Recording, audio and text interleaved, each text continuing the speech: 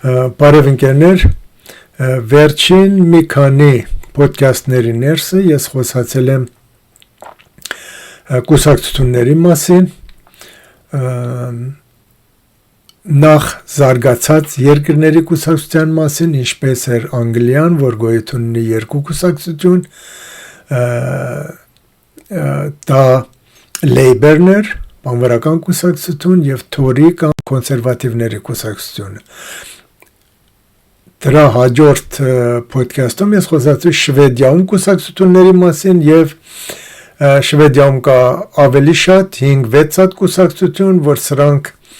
արդեն տնվել են հին traditional բանվորական եւ աչակողմյան կուսակցություններից եւ իրար հետ կոալիցիայով կազմում են պետություն։ Իսկ հետո ես խոսացի նույնիսկ ոչ զարգացած երկրներում կուսակցությունների մասին, ինչպես են Միջին Արևելքում, Պարսկաստանում, Հայաստանի կուսակցությունների մասին, եւ մի բան, որ շատ պարզ էր, այս կուսակցությունները ինչ որ կոպիներ են, մենք աշխատում ենք կոպի անենք զարգացած երկրներից իրենց պետության ձևը, ընտրություններ, ամեն ինչը, որ չեն աշխատում։ Իսկ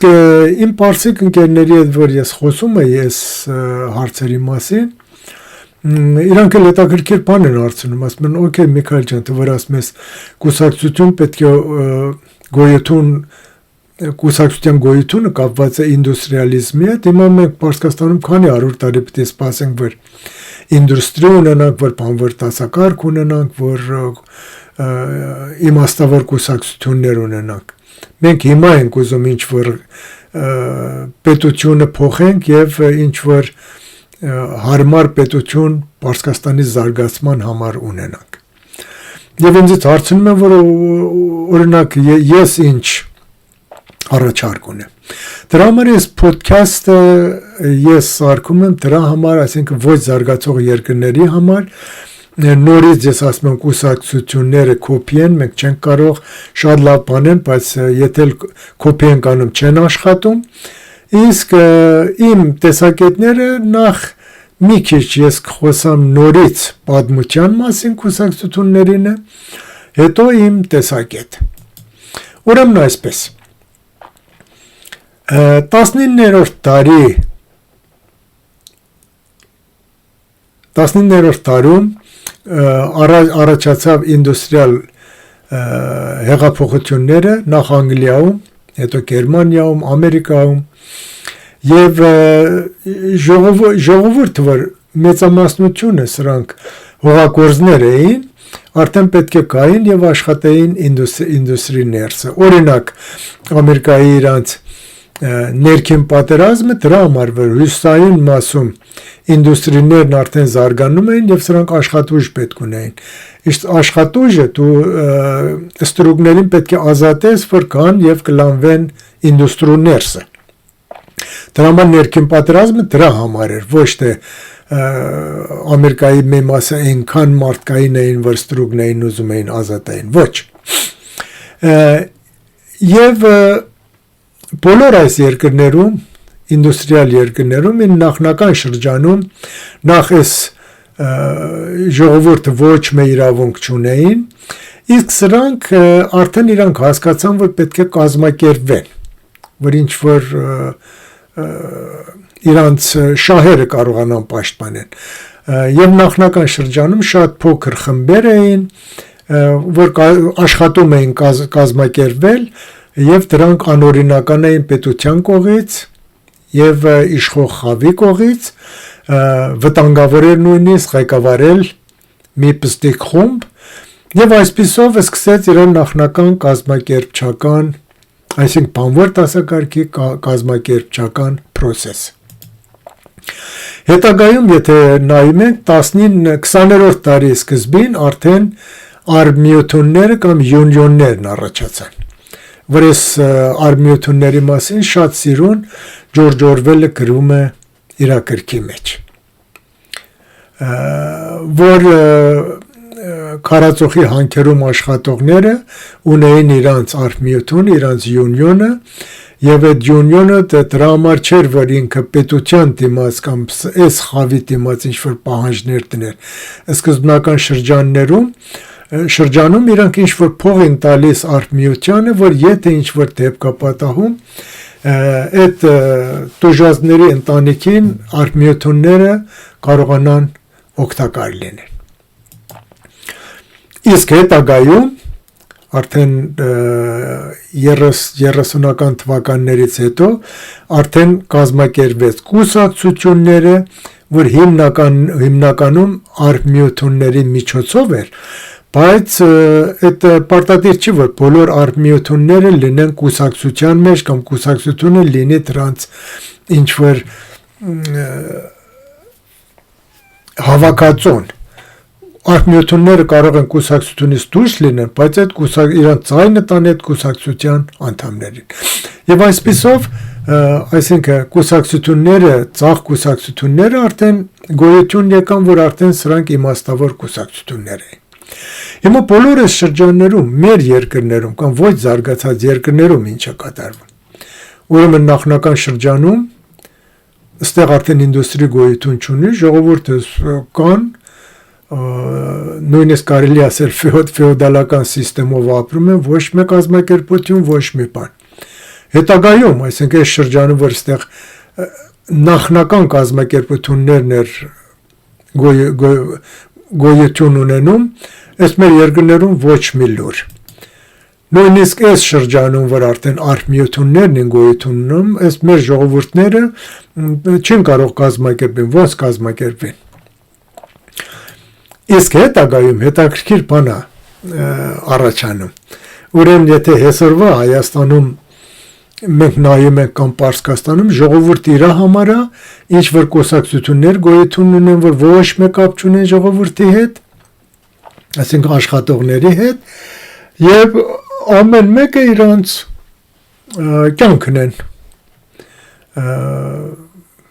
կյանքն են վարում անկախ իրարից։ Հիմա նորից մի քանի բառ Հայաստանի կուսակցությունների մասին եւ Հայաստանի խորհրդարանի մասին։ Այդքանը ես եմ հասկացել Հայաստանում կազմակերպված օրգանիզացիաներ, այսինքն արհմիություններ, յունիոններ գոյություն չունեն, եթե գոյություն ունեն ոչ մետեղ հայտնի չեն սրանք, գոյություն ունեն ցանկ, այսինքն ահագին շատ կուսակցություններ, եթե Ղարաբաղում գոյություններ 35, Հայաստանում կասկած չունեն, որ մի 200 հատ կուսակցություն գոյություն ունի, որ անցած անգամ խոսացի մասին։ Իսկ խորհրդարանում կան 3-4 հատ կուսակցություն, ՔՊՆ, Պատիվունեմ, Հանրապետություն եւ Հայաստան Դաշինք, որ դաշնակցությունը մտնում է մեկ հատ սրանց մեջ, կարծեմ Հանրապետության մեջ է մտնում։ Ուրեմն նորից տեսնում եք, սրանք ոչ մի կապ չունեն իրար հետ, բայց ժողովուրդը քվեարկում են։ Ամենամեծ, այսինքն հետաքրքիր բանն ստեղ է, որ քվեարկելը դեռ չի նշանակում դեմոկրատիա։ Պատճառն է դա, որ ժողովուրդը իսկ ամենավատ քվեարկման ձևը Հայաստանում կատարվում է, որ ժողովուրդը քվեարկում են ինչ որ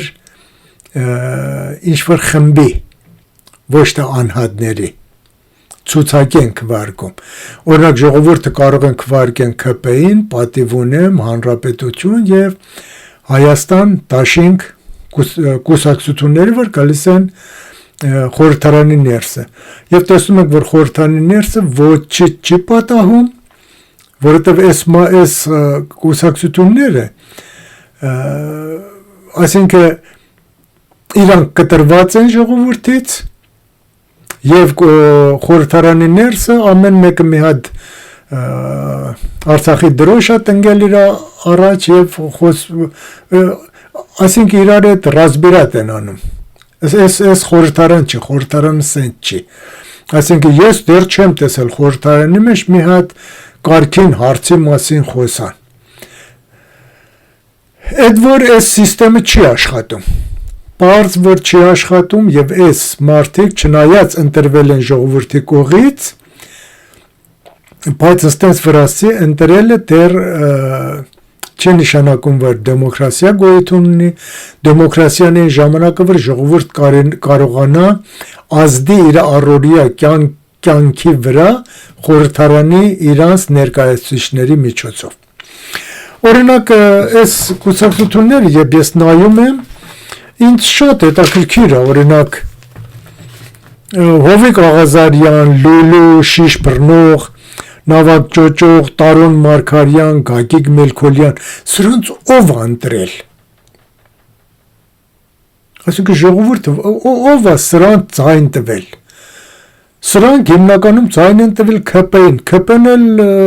Նիկոլն է, ում ուզում է բերում է։ Եթե պատիվոնեմին են ձայն տալիս, պատիվոնեմը ում ուզում է բերում է։ Այս սիստեմը, ցուցակային սիստեմը չի աշխատում։ Դրա համար Շվեդիայում 15 տարի առաջ արդեն իրանք ցուցակի հետևը արդեն գրում են անուններ, որ ժողովրդին հետաքրքիր է։ Օրինակ ես ՔՊ-ին ձայն եմ տալիս, բայց իմ ձայնը նետում է այսինչ մարդին։ Եթե այդ մարդը շատ ձայն է հավաքվում, ՔՊ-ն պետք է այդ մարդին մտցնի, այսինքն խորհրդարանի ներս։ Այս սիստեմը չի աշխատում։ Պարզ որ չի աշխատում, որովհետև ժողովուրդ որտեղ նստած, այսինքն տենց ասեմ, որ հեսօր եթե Հայաստանի խորհրդարանը փակենք, հավատացեք, ոչինչ չի պատահի։ Որտեղ գործ չեն անում, որ այսինքն հատուկ գործ չեն անում, որ ինչ որ իրանց չլինելը